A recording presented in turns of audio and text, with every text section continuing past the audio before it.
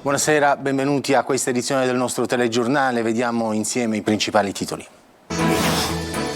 Telecolor in lutto per la morte improvvisa del collega Natale Bruno. Profondo il cordoglio delle istituzioni, della politica e delle forze dell'ordine. Giornalista generoso e leale, il ricordo unanime.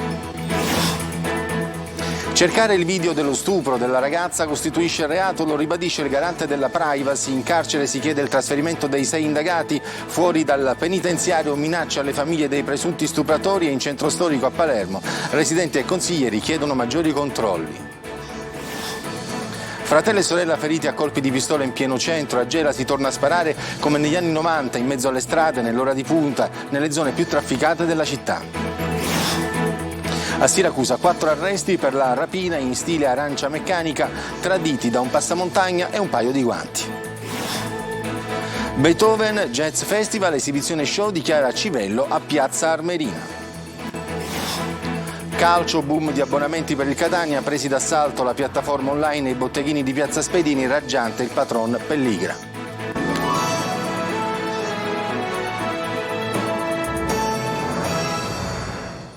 E come avete sentito dai titoli, è un giorno triste per la nostra redazione. Anche questa edizione la vogliamo dedicare al nostro collega Natale Bruno, morto improvvisamente la notte scorsa. Facciamo fatica ancora a credere che sia tutto vero e abbracciamo la mamma Teresa e la compagna di una vita santa di Caro. Natale ha lavorato per anni in questo studio e alla realizzazione dei suoi servizi fino alle ultime ore, una carriera vissuta nella costante ricerca della notizia con correttezza e con passione. Domani pomeriggio a Mister Bianco i funerali, il ricordo nel servizio di Adelaide Barbagallo.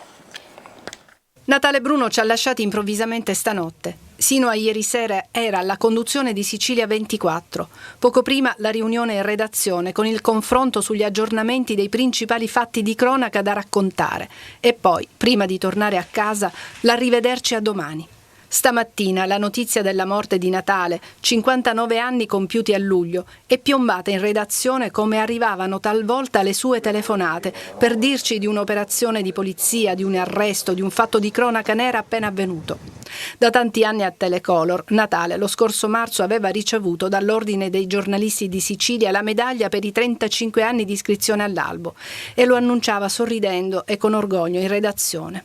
Nella sua lunga carriera ha seguito da vicino e riportato sempre con professionalità e dovizia di particolari i più grandi fatti avvenuti in Sicilia. Più volte inviato, sino a pochi giorni fa, per il femminicidio di Ramacca. La ragazza moldava, Vera Schiopu, abitava assieme ai 2 romeni. In questo secondo capannone che vedete alle mie spalle. Era corrispondente di Repubblica a Catania, scriveva anche per l'agenzia Agi. In passato aveva lavorato con il Giornale di Sicilia. Nell'aprile scorso si era ritrovato sulle TV nazionali per un video che lo mostrava in diretta alla conduzione del telegiornale di Telecolor durante una forte scossa di terremoto. Impassibile, è andato avanti. Cronista di razza, la sua morte, incredibilmente improvvisa, è una gravissima perdita per noi colleghi. In redazione a Telecolor abbiamo condiviso con Natale anni di lavoro. I confronti con lui sui fatti di cronaca e sulla vita di redazione erano sempre schietti, diretti, talvolta animati perché Natale si accalorava quando era convinto della bontà delle sue idee e con tutte le sue forze le portava avanti. L'editore, la redazione, i tecnici, l'amministrazione di Antenna Sicilia e Telecolor e Angela Ciancio che ricorda con affetto e gratitudine i tanti anni di lavoro svolti insieme, tutti addolorati per l'improvvisa perdita, si stringono alla mamma Teresa, alla compagna Santa e ai suoi familiari. I funerali si svolgeranno domani alle 17 nella chiesa madre di Mister Bianco. Giornalista generoso e leale, sono tantissime le manifestazioni di cordoglio e di stima nei confronti di Natale Bruno. Sentiamo Tonino De Mana. Un mazzo di fiori sulla scrivania, una sedia vuota, il telefono silenzioso ed una redazione ammutolita. Abituata a dare notizie belle e brutte, ma quando quelle brutte toccano da vicino è difficile anche per noi trattenere l'emozione. Il collega Natale Bruno non c'è più, la sua postazione è meta continua di amici e colleghi, ma quella sua scrivania con fogli, appunti, vignette, cuffie, cucitrici ed un caschetto giallo, trofeo di una vecchia inaugurazione della metropolitana, è ormai tristemente vuota. Uno dei primi ad arrivare, visibilmente commosso, è il direttore del quotidiano La Sicilia, Antonello Piranio, che lascia un mazzo di fiori ed un biglietto. A Natale all'amico, al collega, nel ricordo di tante cose vissute insieme, Antonello con tutta la famiglia della Sicilia. La notizia della morte di Natale corre nelle chat, nel web, sui social, in TV, la sua TV, e si diffonde in pochi attimi, quegli attimi che a volte inseguiva quando si trattava di chiudere un pezzo per il TG o in vista di una diretta. Il mondo del giornalismo si intreccia con quello delle istituzioni. Apprendo con sgomento la notizia improvvisa della prematura scomparsa di Natale Bruno, punto di riferimento del giornalismo siciliano, scrive in una nota il prefetto di Catania, Maria Carmela Librizzi. Bruno ha sempre svolto la sua attività con professionale straordinaria, esemplare etica, preparazione, competenza e signorilità di comportamento. La comunità civile e culturale perde uno dei suoi migliori rappresentanti. La scomparsa di Natale Bruno, cronista di razza e professionista appassionato, lascia un profondo vuoto nel mondo del giornalismo siciliano. Alla sua famiglia e ai suoi colleghi il mio pensiero e il cordoglio della regione per questo lutto inatteso ed improvviso, lo dice il presidente della regione Renato Schifani. Cordoglio arriva anche dall'amministrazione comunale di Catania. A farsi portavoce il sindaco Enrico Trantino: conoscevo Natale Bruno da più decenni, fin da quando in tribunale io muovevo i primi passi da avvocato e lui da giornalista. Ho sempre avuto la percezione di un professionista serio e leale. Gli fa eco Marco Corsaro, sindaco di Mister Bianco, comune di residenza di Natale Bruno. Scompare un professionista rigoroso, capace di spaziare, ma anche un nostro concittadino della cui opera andiamo fieri. Nel pensarlo affiorano sentimenti solo di affetto e di gratitudine, lo afferma l'ex presidente della regione Raffaele Lombardo. Di Natale ricorderemo sempre l'amore per il giornalismo, ci mancheranno la sua schiettezza e generosità. Un pensiero di affetto anche da parte del questore di Caltanissetta, Pinuccia Albertina Agnello. L'ordine dei giornalisti, l'associazione siciliana della stampa, il gruppo cronisti e la segreteria provinciale di Catania di Asso Stampa, l'Unione Stampa Sportiva Italiana esprimono cordoglio e lo ricordano come un collega attento e scrupoloso, un maestro per tanti giovani che grazie a lui si sono avvicinati alla professione. Doti umane e professionali sono evidenziate da tutte le sigle sindacali, dal Corecom Sicilia alle forze dell'ordine e da quanti lo hanno conosciuto e incrociato carriere o semplici sguardi. Molti messaggi arrivati alla nostra redazione da tanti telespettatori. Nella lunga lista di compianto, e ci scusiamo sin da ora se abbiamo dimenticato qualcuno, non potevano mancare le redazioni di Antenna Sicilia e Telecolor, ma queste fanno parte un po' della sua famiglia. Ciao Natale, da oggi la tua redazione è più vuota. Te già è finito, grazie per l'attenzione a tutti, buona serata. E cambiamo pagina. Cercare il video dello stupro della ragazza costituisce reato. Sembra una ovvietà, ma il garante della privacy lo ribadisce. Intanto in carcere la direzione chiede il trasferimento dei 6 indagati per motivi organizzativi fuori dal penitenziario. Minacce anche alle famiglie dei presunti stupratori. Domani è previsto un nuovo presidio delle donne in piazza Mondello per ribadire il no alla guerra e a tutte le forme di violenza patriarcale. Manlio Viola. Minacciati in carcere e ora chiedono di lasciare il penitenziario Lorusso di Pagliarelli a Palermo. I 6 ragazzi accusati dello stupro di gruppo del 7 luglio scorso ai danni di una 19enne hanno avanzato attraverso i propri legali la richiesta, ma a chiedere il trasferimento in altri penitenziari possibilmente diversi è anche la direzione dello stesso carcere, con una nota inviata al Dipartimento Penitenziario per segnalare che il clamore mediatico ha fatto sì che anche gli altri detenuti, quelli in regime speciali, siano a conoscenza dei fatti di cui sono accusati i giovani e manifestino scarsa tolleranza. Ma c'è anche un motivo tecnico. I 6, per disposizione della magistratura, non devono incontrarsi fra loro e questo è estremamente complesso, essendo reclusi tutti nella medesima area speciale carceraria. Mentre già in carcere cresce la tensione nella gestione degli indagati, all'esterno sono i parenti degli stessi indagati a presentare una denuncia contro ignoti per gli insulti ricevuti sui social, per i profili fake che sono stati aperti e perché sono state postate foto e indirizzi dei parenti dei 6 giovani, quasi a volerne additare anche le famiglie. Tensioni sociali che crescono dunque, mentre è boom di firme alla petizione che chiede pene esemplari per tutti e 6. Sulla sicurezza dei luoghi della movida invece il prefetto di Palermo ha convocato per venerdì prossimo un comitato per l'ordine pubblico per valutare le azioni da mettere in campo per impedire che episodi del genere possano ripetersi. Infine arriva il no netto alla condivisione dei video dello stupro da parte del garante della privacy, che avverte chiunque stia cercando online di ottenere queste immagini che esistono precisi profilo di reato compiuti da chi lo rende noto, da chi lo condivide e da chi lo visiona. Ma quali sono le dinamiche socioculturali che spingono i giovanissimi a compiere violenze e stupri in branco? Lo abbiamo chiesto alla psicologa Maria Rita Parsi, l'intervista è di Luca Ciliberti. Lo stupro di Palermo porta inevitabilmente a interrogarsi sulle dinamiche socioculturali che spingono questi giovanissimi a compiere dei gesti di tale portata. Spesso ragazzi che da soli sembrano quasi indifesi, in gruppo diventano branco pensando di essere invincibili. Lo abbiamo chiesto alla psicologa e psicoterapeuta italiana Maria Rita Parsi, attuale componente dell'Osservatorio Nazionale per l'Infanzia e l'Adolescenza. Il branco è tanto, la vittima è una. Quindi il poter agire su una persona completamente indifesa fa vivere loro un passaggio. Non sono più loro gli impotenti indifesi, ma è quella vittima impotente e indifesa che loro distruggono per distruggere la paura. Quando avviene uno stupro capita che chi commette il gesto faccia anche un filmato. Perché? I nativi digitali usano il virtuale per documentare, per avere un ricordo di quello che fanno. Per ricordo intendendo qualcosa di bello come qualcosa di orribile come questo. Senza generalizzare, ma alcuni giovani di oggi vedono il sesso come una challenge. Che cosa sta accadendo? Se io posso documentarlo filmandolo, se io lo metto sui social quasi per vantarmene e se io considero questo una sfida, una provocazione, vuol dire che sto anche ammonendo il mondo della famiglia, della scuola, del sociale, delle comunicazioni di massa, che questa è una terribile realtà che può emergere proprio dalla mancanza di educazione. E infine, quanto influisce la famiglia nei ragazzi che poi diventano stupratori? L'invito, l'ammonimento è: noi dobbiamo educare differentemente questi giovani, dobbiamo creare loro dei modelli, delle linee guida che permettono loro di non arrivare per dimostrare un'impotenza che diventa una potenza di sottomettere le vittime, qualcosa che addirittura si può fare e si può diffondere e si può utilizzare come un vanto di fronte agli altri. E il centro storico di Palermo è sempre più pericoloso. Lo stupro di gruppo si è consumato in 2 punti del comprensorio centrale del capoluogo, alla Vucceria e al Foro Italico. Residenti e consiglieri di circoscrizione chiedono maggiori controlli. Marco Gulla.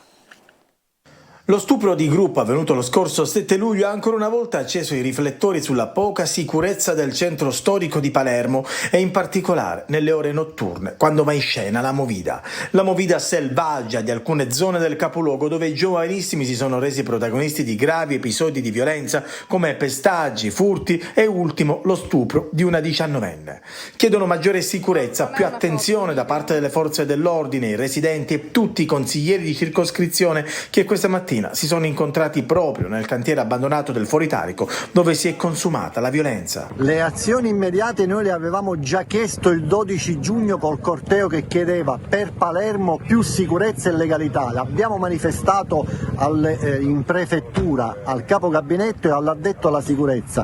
Continuiamo ad attendere un invito affinché ogni consigliere che rappresenta centinaia e centinaia di residenti che regolarmente raccontano di situazioni anche di pericolo e di gravità per poi essere manifestate in prefettura. Vucceria e Foro Italico, ovvero le 2 tappe dello stupro, fanno parte del comprensorio del centro storico. Qui, in questo punto della città, da anni si chiedono interventi per arginare la scia di violenza. Il tema non è soltanto legato al controllo mancato o alla presenza, che sono cose per me ovvie. Questo non può esistere in una città per decenni. Non può mancare il controllo della polizia sul territorio in questa maniera. Comune, polizia municipale, altri ambiti. Io chiedo quali sono le misure che la politica decide di mettere in campo sul piano sociale, dove sono gli educatori di strada. Il percorso è lungo e non si può portare avanti soltanto con la repressione. E poi furti, rapine, vetrine dei negozi spaccate, spaccio H24. Un centro storico che se di giorno è meta di turisti, al tramonto diventa invece Far West. E sempre a Palermo, al Policlinico, le telecamere del sistema di videosorveglianza hanno ripreso una banda di 7 ragazzini che spavaldamente nel Dipartimento di Medicina ha rotto i vetri dell'aula e poi scaricato l'estintore del gabbiotto dei gas medicinali. La banda è fuggita dopo l'intervento di alcuni pazienti. Sull'episodio l'azienda ha presentato denuncia e consegnato alla polizia le immagini. Nella notte tra lunedì e martedì è invece avvenuto un tentativo di furto nel plesso che ospita l'anatomia umana e patologica, dove il mese scorso erano stati rubati computer e apparecchiature. Adesso ci spostiamo a Gela. 6 colpi esplosi da uno scooter in corsa hanno ferito 2 persone, fratello e sorella, e sfondato il finestrino dell'auto che viaggiava davanti a loro. Gela ripiomba nella paura degli anni 90. Gela Italia. Hanno sparato per uccidere e solo per pura fortuna non sono riusciti a compiere la loro missione criminale. A Gela si torna a sparare come negli anni 90, in mezzo alle strade, nell'ora di punta, nelle zone più trafficate della città. Nella serata di martedì, l'ennesimo episodio, nel cuore della frequentatissima via Venezia, 2 persone, un uomo e una donna, Salvatore e Ornella Azzarelli, sono rimaste ferite in una sparatoria. Erano circa le 18 quando 2 uomini con i volti travisati dal casco a bordo di uno scooter hanno affiancato l'auto di Azzarelli. Approfittando del traffico intenso che in quel momento c'era in via Venezia, hanno svuotato l'intero caricatore sulla fiancata dell'auto. Almeno uno dei 6 proiettili esplosi in corsa ha colpito Azzarelli a una gamba, mentre la sorella è rimasta ferita di striscio alla mandibola. Uno dei colpi esplosi, probabilmente da una semiautomatica, ha anche colpito un Opel Corsa che in quel momento transitava davanti l'auto, obiettivo dei malviventi. Illesi, per fortuna, gli occupanti, una coppia di fidanzati. L'intera azione di fuoco dovrebbe essere stata ripresa interamente dalle tante videocamere che sono nella zona. Le immagini in questo momento sono al vaglio degli inquirenti. Azzarelli ha diversi precedenti penali per associazione mafiosa e di recente è stato sottoposto a procedimenti per violazione delle misure nell'ambito di un'indagine su un incendio che danneggiò 2 auto e una moto. I 2 feriti non avrebbero fornito notizie sull'agguato utili agli inquirenti per arrivare ai 2 attentatori. L'ipotesi investigativa al momento è quella di un regolamento di conti, ma gli inquirenti stanno valutando tutte le piste. È una notizia che è appena giunta sulle agenzie. Sono state trovate ossa umane in uno scavo ai cantieri navali di Palermo. Il ritrovamento durante i lavori in un locale in disuso, prima adibito a infermeria, che si trova non lontano dal Varco Colombo, che si trova in via Francesco Crispi. I lavori sono stati temporaneamente sospesi, le ossa, un teschio e altre ossa lunghe, sono state repertate e inviate all'Istituto di Medicina del Policlinico. E sempre a Palermo, Bonnie e Clyde, ma in salsa appunto palermitano, una coppia di ragazzi sta mettendo a segno una serie di furti nei negozi del centro. A turno o la ragazza o il ragazzo chiede al commerciante di poter guardare qualche capo di abbigliamento o di bigiotteria, e mentre il venditore è alle prese con uno dei clienti, l'altro si avvicina alla cassa e porta via quello che trova. Sono state presentate diverse denunce, indagini sono in corso, le immagini dei colpi sono state pubblicate sui social ed è scattata la caccia ai 2 ladri seriali. Ci spostiamo invece a Siracusa, dove c'è stata una svolta nelle indagini sulla rapina in stile arancia meccanica in una villa della zona sud di Siracusa. Arrestati 4 rapinatori, 3 catanesi ed un siracusano, che lo scorso gennaio avevano fatto irruzione prendendo in ostaggio 2 persone.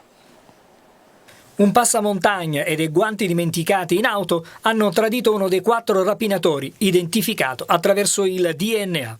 Era una tranquilla notte di gennaio quando la banda aveva fatto irruzione in una villetta tra la Fanusa e l'Arenella, nella zona balneare di Siracusa, trasformando la scena tipica di un film d'azione in realtà. Come in Arancia Meccanica, i malviventi, 3 catanesi ed un siracusano, non si sono fatti scrupoli e per portare a termine il loro piano hanno perfino immobilizzato il figlio dei proprietari con la fidanzata. Fascette e nastro adesivo per tenerli fermi e farsi rivelare il posto dove erano custoditi soldi e gioielli.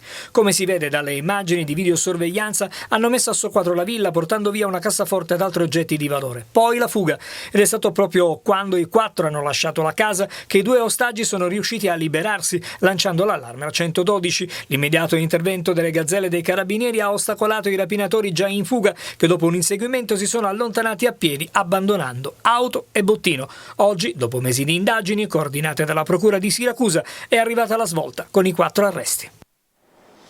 Adesso c'è la pubblicità, torniamo subito dopo.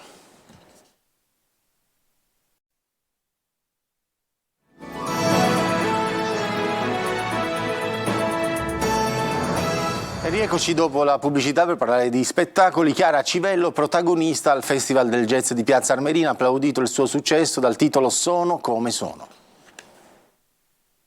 Io credo che la musica curi, sono la prima a curarsi durante quell'ora e 15, quell'ora e 20 di un concerto, quindi la musica mi cura. Seguendo il filo rosso della cura di Battiato, il Festival Jazz di Piazza Armerina accoglie le note di Chiara Civello con il suo successo dal titolo Sono come sono. A fare da sfondo all'esibizione la cattedrale di Piazza Armerina, degna cornice della seconda edizione del Between Jazz Festival, promosso dal Comune di Piazza, dalla Regione Siciliana, in collaborazione con il Palio dei Normanni. La cantante, compositrice e pluristrumentista si è esibita sul palco con Dario Bassolino alle tastiere, chitarriere, Paolo Petrella al basso e Stefano Costanzo alla batteria. Il concerto è stato un concentrato di canzoni chiave del percorso dell'artista, dagli esordi a New York alle collaborazioni brasiliane con i grandi artisti italiani come Bianconi e Di Martino, fino alle canzoni omaggio al suo idolo Michael Legrand. Adesso ancora una breve pausa pubblicitaria, poi torniamo per parlare di sport.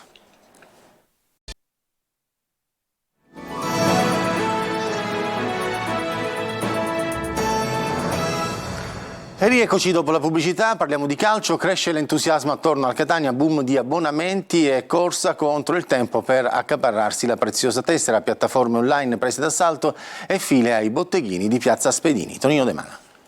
Eccoli, i figli del vulcano, in coda sotto il sole a picco al botteghino di Piazza Spedini o davanti ad un PC a prendere d'assalto la piattaforma Ticket One, tutti a caccia dell'abbonamento del Catania. Stagione calcistica 2023-2024, quella che segna il ritorno tra i professionisti dopo un solo anno di purgatorio. Il popolo rosso-azzurro risponde presente alla chiamata di Ross Pelligra, il condottiero che in un sol colpo ha riportato il Catania in C e l'entusiasmo dei tempi migliori. È corsa all'abbonamento, ieri sono state vendute 7.417 tessere, già di buon mattino i tifosi sono qui. Si sente un fischio, non è l'arbitro ma è la polizia municipale che disciplina il traffico, invitando gli automobilisti a non sostare di fronte ai botteghini. È un entusiasmo contagioso, grandi e piccoli, a sostegno di una fede. L'anno scorso l'ho fatta per la prima volta. L'abbonamento è per lei o per i nipotini? No, per me. C'è gente che è venuta anche alle 6 da quello che ho sentito, io un po' più tardi, però vale la pena di fare la fila, anche perché bisogna dare fiducia a questa società che fino ad oggi ha fatto benissimo. Il selfie è fatto con lo sfondo del botteghino, cosa avete fatto? Dobbiamo andare a fare ancora l'abbonamento, mi devo andare a stampare la WeCard per poter fare l'abbonamento. Il sole, il caldo, la fila non vi ferma? No, assolutamente, neanche il lavoro. A sostegno di una fede, sempre. Il Catania ovviamente dopo Sant'Agata per i catanesi è sacro, quindi fila, caldo, sfidiamola qualunque, addirittura ho lasciato la moglie per non andare al mare per venire al botteghini. Non si è fatta attendere la risposta del patron Pelligra, si tratta dell'ennesima dimostrazione di forza e sentimento dei nostri sostenitori, ha detto il presidente. Esprimo sincera gratitudine ed entusiasmo, il primo spettacolo al Massimino sarà sugli spalti, i nostri ragazzi dovranno trarre forza da questa bellezza e meritare in ogni secondo di gioco il grande onore di rappresentare Catania. Arriverò in città nei prossimi giorni, pronto a vivere con tutti gli appassionati l'emozione della prima giornata di campionato e Catania-Crotone potrebbe essere già il primo sold out della stagione. E prima di chiudere, permettetemi di dedicare un ultimo pensiero a Natale Bruno. Collega e amico di una vita, ci hai lasciati così, Natale, improvvisamente e inaspettatamente. Come ha detto bene il collega De Mana nel suo servizio, dove in tanti hanno ricordato la tua professionalità, la tua lealtà e la tua generosità, per quanto ci riguarda, da oggi in redazione noi siamo solo più soli. Buon viaggio, Natale.